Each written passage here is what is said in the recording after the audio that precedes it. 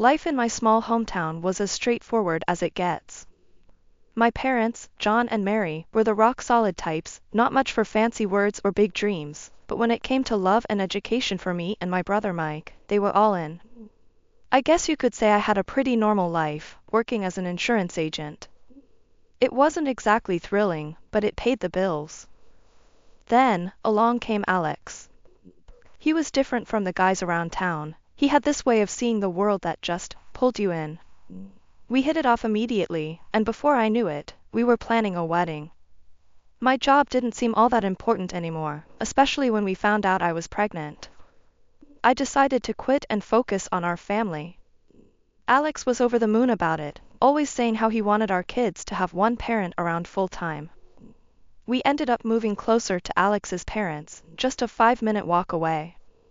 He thought it'd be great, having family so close to help out with the baby and stuff. I wasn't exactly thrilled, but I agreed. That decision would come back to bite me in ways I couldn't have imagined, all thanks to Mrs. Anderson, my mother-in-law from hell. Mrs. Anderson had this idea of a perfect daughter-in-law, and let me tell you, I wasn't it. The woman had a comment for everything I did, from the way I washed the dishes to how I decided to stay home and raise our kid. One day, I was in the kitchen, trying to make sense of her latest critique on my lasagna, when Alex walked in. He found me muttering to myself about how to properly layer noodles according to the Gospel of Mrs. Anderson. "What's got you talking to the pasta, Em?" he asked, trying to hide his amusement. "Your mom," I huffed, not looking up from the dish. "Apparently, I can't even make lasagna right. It's too, what did she call it? Unorthodox." Alex sighed, wrapping his arms around me from behind. "Don't let her get to you. You know how she is." "Yeah, a nightmare dressed like a daytime TV show host," I grumbled, but I couldn't help but lean back into his embrace. "It'll get better, you'll see. She just needs to get used to how things are now," he said, always the optimist. "Get used to it?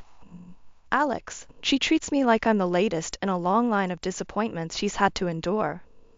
Next, she'll be telling me how to breathe correctly," I said, exasperated. "We could always try breathing exercises if it'll make her lay off," Alex joked, trying to lighten the mood. "I need more than breathing exercises to deal with your mother. I need a miracle," I shot back, finally cracking a smile. Despite the constant friction with Mrs. Anderson, life with Alex was everything I had hoped for and more. He was my rock, always there to make me laugh when I felt like pulling my hair out. For now, I was content in our little bubble, blissfully unaware of the storms brewing on the horizon. It wasn't long before her helpful visits became my daily dread. She'd come over, especially when Alex was at work, as if she had a radar for my alone time. The minute she stepped through the door, it was like she was on a mission to find fault. One afternoon, she caught me in the middle of tidying up the living room. "Emma, darling," she began, her voice dripping with a tone that was anything but darling. "This place is a mess. Do you even know how to clean properly?" I bit my tongue, counting to 10 in my head. "I'm doing the best I can, Mrs. Anderson," I replied, trying to keep the peace. "And these dishes," she continued, not missing a beat as she moved to the kitchen. "Look at these spots. When I was your age, I worked a full-time job and still kept the house spotless." There it was, the age-old lecture on how I was doing everything wrong. I clenched my jaw, feeling my frustration rise. "Times have changed, Mrs. Anderson. I do work, taking care of your grandson and this home. That's no excuse for living off my son and wasting his money," she snapped back, her words like venom. I had heard enough. "Look, I appreciate your concern, but I'm not idling. Alex and I agreed on this arrangement. It's our decision, not just mine." Her eyes narrowed. "A real woman knows how to balance work and home. You're just taking the easy way out." The argument was going nowhere, and I knew it. "If you're done inspecting, I have a lot to do," I said, my voice cold. She huffed, clearly displeased, but finally started heading towards the door. Just remember, Emma, my son deserves better. The door closed behind her, and I let out a breath I didn't realize I'd been holding. Alone again, I slumped against the counter, feeling both defeated and furious. How could one person make me feel so small? Alex came home to find me still stewing over his mother's words. "What's wrong, babe?" he asked, immediately noticing my mood. "Your mother," I started, and that was enough to set me off on a rant about her visit. "She thinks I'm lazy, that I'm wasting your money, that I don't know how to clean, or cook, or do anything right." Alex listened, his expression a mix of frustration and sympathy. When I finished, he wrapped me in a hug. You know I don't agree with any of that, right? We decided together for you to stay home with Max. You're doing an amazing job. Mom, she's from a different time. I'll talk to her, okay?" I nodded, leaning into his embrace. "I just wish she could see that I'm trying my best." "We'll get through this," Alex assured me. "Together, all right? Don't let her get to you." Easier said than done, I thought. But with Alex by my side, I felt a little bit stronger. Mrs. Anderson might be a storm cloud in my sunny sky, but I was starting to learn how to weather the storm. The battle lines at our dinner table were drawn over broccoli and butter-laden casseroles. I was all for quinoa salads and grilled veggies, trying to keep things light and healthy. Alex, bless his heart, dug into whatever I whipped up with a smile. Our little guy, Jake, was shaping up to be a mini food critic with a taste for anything green. But Mrs. Anderson, the queen of cream and butter, wasn't having any of it. She reckoned my health kick was some trendy nonsense that would cost more than we could chew. Come Jake's 6th birthday, the in-laws swung by to drop off their love and, in Mrs. Anderson's case, a trunkload of her signature dishes. She marched into our kitchen like it was her own and unloaded an arsenal of what could only be described as heart attack on a platter. I didn't mind. To each their own, right? But as we all sat down to celebrate, it was clear my cooking was the main attraction. Alex and Jake piled their plates with my dishes, and even Mr. Anderson, a man of few words and fewer dietary restrictions, bypassed his wife's offerings for mine. Mrs. Anderson, not one to be upstaged, started pushing her dishes across the table. "Try some of this, it's got real flavor," she insisted, her voice laced with a challenge. Alex, ever the diplomat, tried to let her down easy. "Mom, your food's great, but it doesn't agree with me lately. Emma's been cooking lighter, and it's been easier on my stomach." Even Mr. Anderson chimed in. "I get enough of these heavy meals at home. It's nice to have something different." You could see the storm brewing in Mrs. Anderson's eyes. She was about as pleased as a cat in a bath. Without another word, she stood up, her cheeks a shade of tomato, and made some excuse about forgetting something in the oven at home. She was out the door before dessert, leaving a cloud of tension in her wake. After the door clicked shut, Alex let out a low whistle.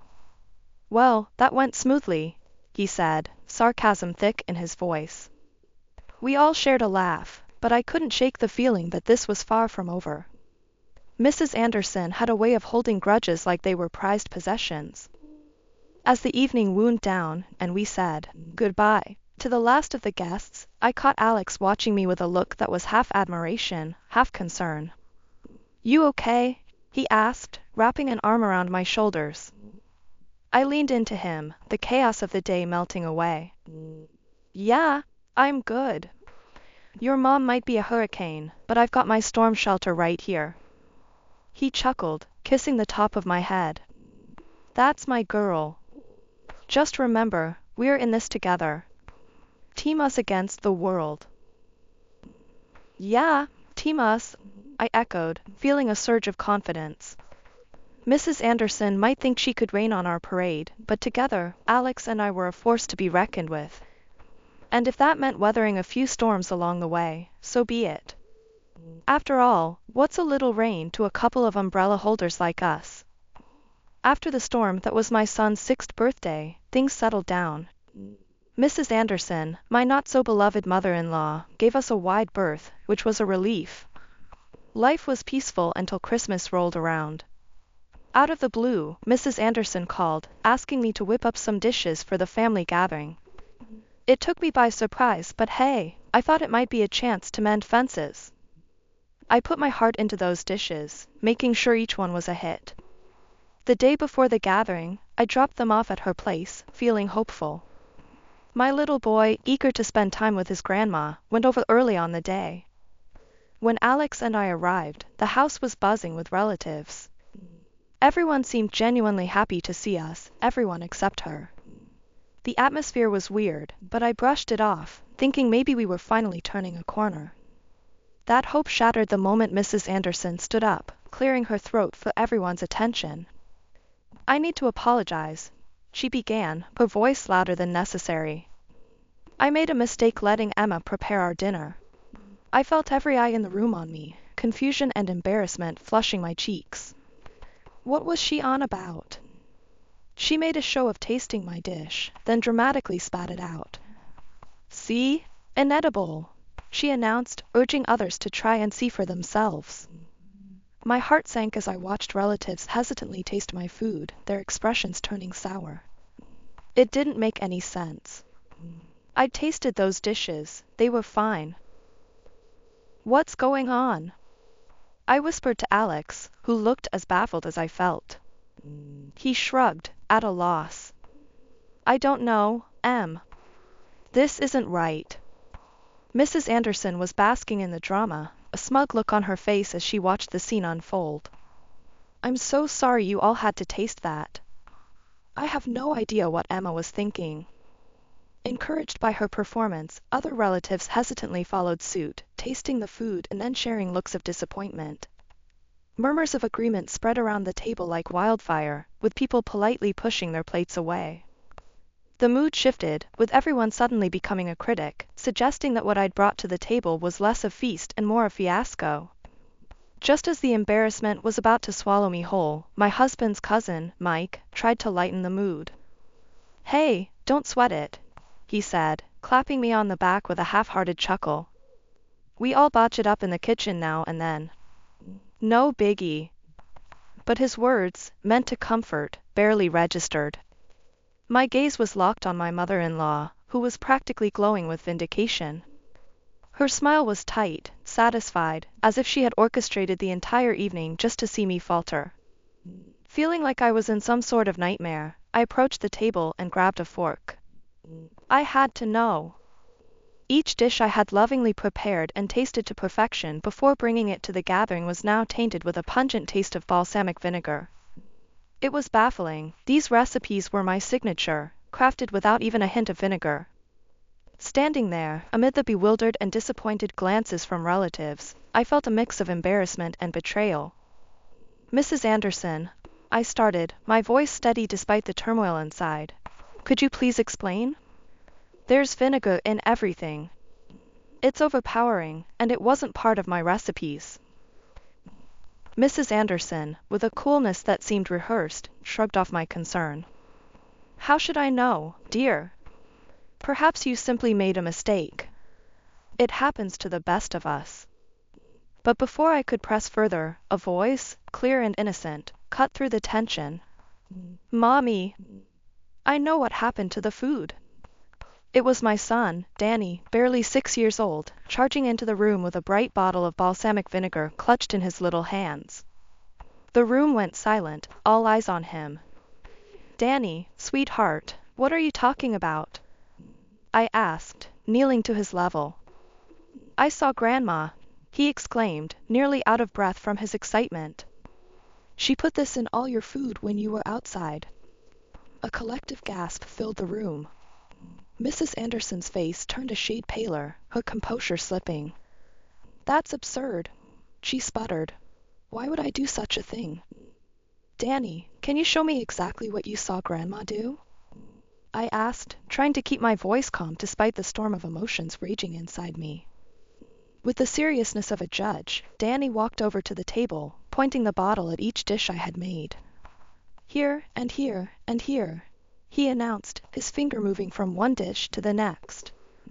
After the whole fiasco with the dishes and Danny's bold claim, the room was as tense as a coiled spring. I couldn't have been prouder of my little guy for speaking up, his honesty shining like a beacon in that stormy evening. "That's my boy," I said, ruffling his hair gently. Kids his age have a knack for seeing things clearer than us adults sometimes. But Mrs. Anderson, my mother-in-law, wasn't having any of it. Her face twisted in anger. She snapped, "That child's lying. You've taught him to be a liar, just like you." The words hit like a slap, and Danny's tears started flowing, his little body shaking with sobs. That was the last straw for Alex. Standing up so fast his chair nearly toppled, he pointed a firm finger at his mother. "Don't you dare accuse him or Emma of lying. He's a child, Mom. What's wrong with you?" She shot back, "Oh, please. You're so whipped by Emma, you can't even see the truth. Maybe you should think about who you're married to." Before Alex could retort, his dad, a usually quiet man who preferred to stay out of these squabbles, stood up. His voice was calm but carried a weight that silenced the room. "Enough, Martha. I won't hear another word against my grandson or Emma. They're family." Martha, fuming, rounded on her husband. "Fine. If you're siding with them, maybe we shouldn't be together. How about that?" To everyone's shock, he simply nodded. "Maybe you're right. If this is how you treat family, I don't want any part of it. I want a divorce." The room went silent, the air thick with disbelief. Martha's face fell, her anger turning to panic. "You can't be serious, John." But John, with a resolve I'd never seen in him, just repeated himself. "I am. I can't be married to someone who treats their own family like this." Just when we thought the night couldn't get any more dramatic, Mrs. Anderson's sister, Aunt Linda, attempted to play peacemaker. "Martha, please, let's not make things worse. There's no need to fight with John over this," she implored, her voice a soothing balm on the heated exchange. But Mrs. Anderson wasn't having any of it. "I don't need your advice, Linda. I'll handle my family my way," she dismissed, her words sharp as knives. Aunt Linda, taken aback by the rebuff, stood up, her face a mask of offense and disappointment. "Well, if that's how you treat not just Emma, but all of us, I can't stay here," she declared, her voice tinged with sadness and disapproval. Her words were like a signal, and one by one, the other guests began to gather their things, their movements heavy with the weight of the evening's events. The atmosphere was charged with a mix of solidarity for what was right and disbelief at how quickly things had unraveled. The aftermath of the disastrous dinner at Mrs. Anderson's was like the calm after a storm. The guests had fled, leaving a palpable tension hanging in the air. Mr. Anderson, usually a man of few words and even fewer confrontations, turned to his wife with a look that was equal parts disappointment and determination. "Martha, this is the last straw," he said, his voice steady but laced with an undeniable weariness. "Your selfishness, your intolerance. I've had enough. I'm done putting up with it. I'm leaving this house tonight." The words seemed to hit Mrs. Anderson like a physical blow. For once, she was speechless, her usual retorts and defenses failing her. She reached out, as if trying to physically pull her husband back, but Mr. Anderson was resolute. He then turned to us, Alex and me, with a proposition that took us by surprise. "Let's not let this ruin our Christmas. Why don't we continue the celebration at your place? Emma, I know you had more of those wonderful dishes prepared." The offer was like a beacon of hope, a chance to salvage what was left of the evening. "Absolutely, we'd love to have everyone over," I replied, my heart swelling with gratitude for the unexpected solidarity. In a flurry of activity, I called the guests who'd left, explaining the sudden change of venue and inviting them to join us at our house. To my relief and delight, everyone agreed, their spirits lifted by the promise of a more welcoming atmosphere. As we all reconvened at our home, the earlier tension seemed to melt away, replaced by warmth and laughter. The living room was filled with chatter and the clinking of glasses, as I brought out dish after dish of the food I'd originally prepared with so much love. The compliments flowed as freely as the wine, and I couldn't help but feel a sense of pride and vindication. Alex and his father pitched in, making sure everyone was comfortable and well-fed, while Danny, ever the center of attention, regaled our guests with tales of his school adventures. It was, against all odds, turning into a wonderful Christmas. As the evening drew to a close, and our guests started to leave, each one made a point to thank us for the lovely time, their earlier discomfort forgotten. Mr. Anderson stayed behind, helping us clean up, his earlier resolve softened by the evening's successes but still determined to follow through with his decision. Mrs. Anderson, meanwhile, spent the night alone, a consequence of her actions and choices. It was a somber reminder that the spirit of Christmas, of family and togetherness, couldn't be forced but had to be nurtured with kindness and understanding. That Christmas, while it started with division and discord, ended with unity and joy. It was a testament to the strength of family, not just the one we're born into, but the one we choose and build through our actions and compassion. And as I looked around at the happy faces of our impromptu gathering, I knew that, despite everything, we had indeed had a great evening. In the wake of the Christmas upheaval, life took a turn I never would have guessed. Mr. Anderson went through with the divorce, leaving Mrs. Anderson on her own. Then, out of the blue, she called me, her voice a mix of desperation and hope, asking if I could somehow bridge the gap between her and Mr. Anderson. I just can't, I told her firmly, my mind flashing back to the pain in my son's eyes when she called him a liar. What you did to Danny, to all of us. I can't just forget it. So, there she was, moving out of the house she'd lived in for years, into a rented apartment that was a far cry from the comfort she was accustomed to. Her savings were thin, and the allowance from Mr. Anderson barely covered the essentials. Last I heard, she'd started working part-time at a local store, a reality she never imagined for herself.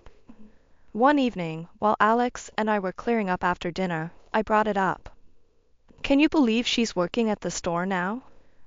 I mused, not sure how to feel about it. Alex leaned against the counter, drying a plate. Yeah, I heard. Hard to believe, right?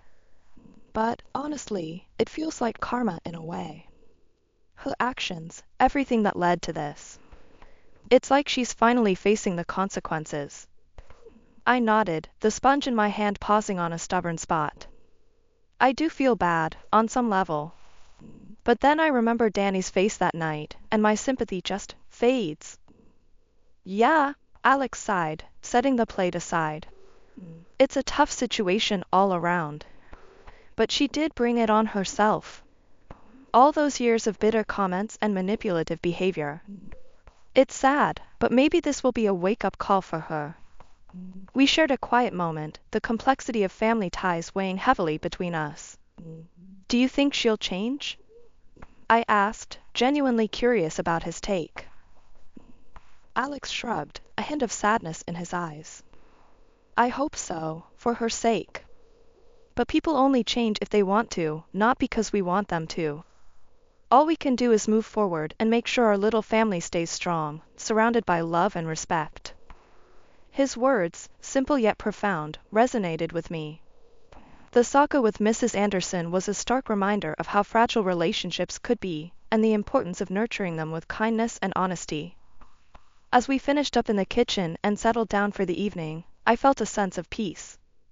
Despite the trials, our family had emerged stronger, more united. The future was uncertain, but as long as we had each other, we could face whatever came our way with grace and resilience.